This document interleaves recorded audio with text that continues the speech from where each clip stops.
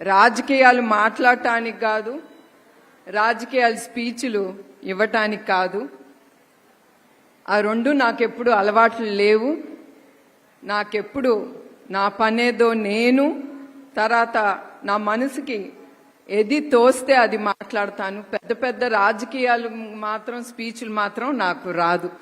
ఇప్పుడు రవి గారు చాలా పెద్ద పెద్దగా మాట్లాడారు, అను గారు అందరూ. అవన్నీ నేను మాట్లాడలేను. నేను మీలో ఒక స్త్రీగా నేను మాట్లాడగలను. నేను ఇక్కడికి వచ్చింది, మీరు నన్ను ఎట్లయినా అనుకోండి, ఒక తల్లిగా భావిస్తారని, ఒక అక్కగా, చెల్లిగా భావిస్తారని నేను ఇక్కడికి వచ్చాను. అది కూడా మీ సుఖాల్లో బాధలో పాలు పంచుకోవటానికి ఇవాళ నేను ఇక్కడికి వచ్చాను. అట్లానే మహిళలు సొంత కాళ్ళ మీద నిలబడితే అది గొప్పదనం, అది గౌరవం కూడా. ఎందుకంటే నేను కూడా ఒకప్పుడు ఇంటికే పరిమితం అయ్యేదాన్ని.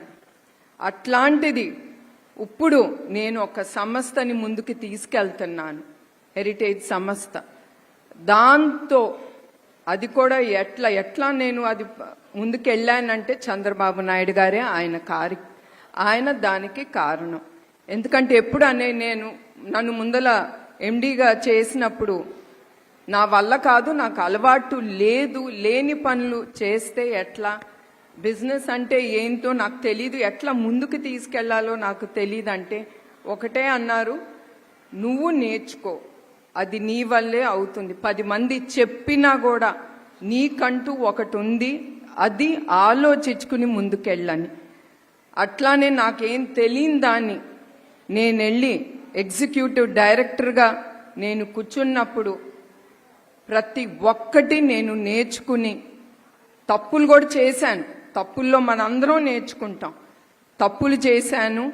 ముందుకి ఇప్పుడు ఈ సంస్థ తీసుకెళ్తున్నాను. ఈ సంస్థ తీసుకెళ్తూ నాకు చాలా కాన్ఫిడెన్స్, నేను ఏమైనా చేయగలను అనేది నాకు వచ్చింది నా మనసులో. అది కూడా కాదు, మనకి చాలా గౌరవం కూడా దక్కుతుంది బయట కూడా.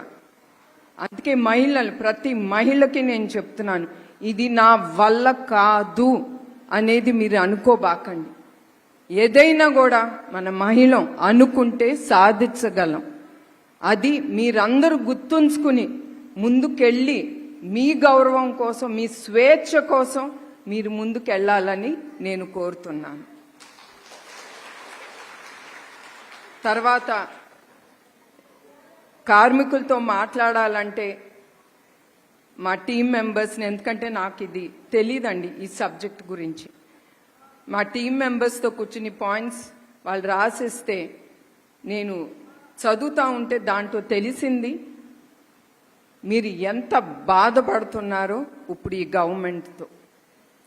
అది చాలా బాధాకర విషయం, ఈ కార్మికులు మీరు పడే బాధలు.